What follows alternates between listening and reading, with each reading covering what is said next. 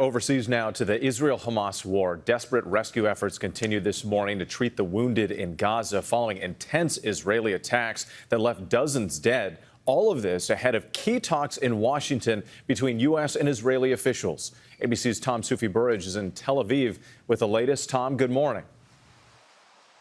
Good morning, Whit. Yeah, we're just learning about fresh strikes in Gaza overnight on a particularly deadly weekend. And just days after Israeli Prime Minister Netanyahu publicly criticised the Biden administration over weapon supplies, Israel's defense minister on his way to Washington today saying he'll hold key talks with U.S. officials about the next phase of the war. This morning, harrowing new video of fresh Israeli strikes in Gaza, with young children rescued from the rubble. It comes after a series of Israeli strikes Saturday, with more than 50 people killed and more than 100 wounded, according to Palestinian officials. A young boy covered in dust rushed from the scene.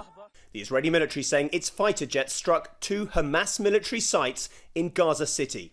Those strikes coming just a day after the International Committee for the Red Cross said 22 people were killed and 45 injured after heavy projectiles damaged one of its offices near to an encampment for displaced Palestinians. This Red Cross official describing the horror.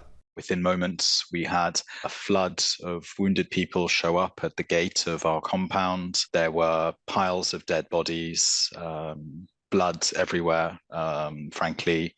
It's like nothing I've ever seen before. Overnight in Tel Aviv, tens of thousands of anti-government protesters on the streets. Well, these Israelis want an election, they want a hostage deal. But with ceasefire talks stalling, there's no sense of how and when the war in Gaza will end. And while the war in Gaza drags on, Israel this weekend trading more attacks across its northern border with Iran-backed Hezbollah. And guys, the threat of a wider escalation along Israel's border with Lebanon also on the agenda when Israel's defense minister Yoav Gallant meets face-to-face with U.S. officials in Washington before departing Israel this morning. Gallant underlining the importance of Israel's relationship with the U.S. Important talks ahead. All right, Tom Sufi-Burridge, thank you. And tune into This Week later this morning. Martha Raddatz speaks with Democratic Senator Elizabeth Warren.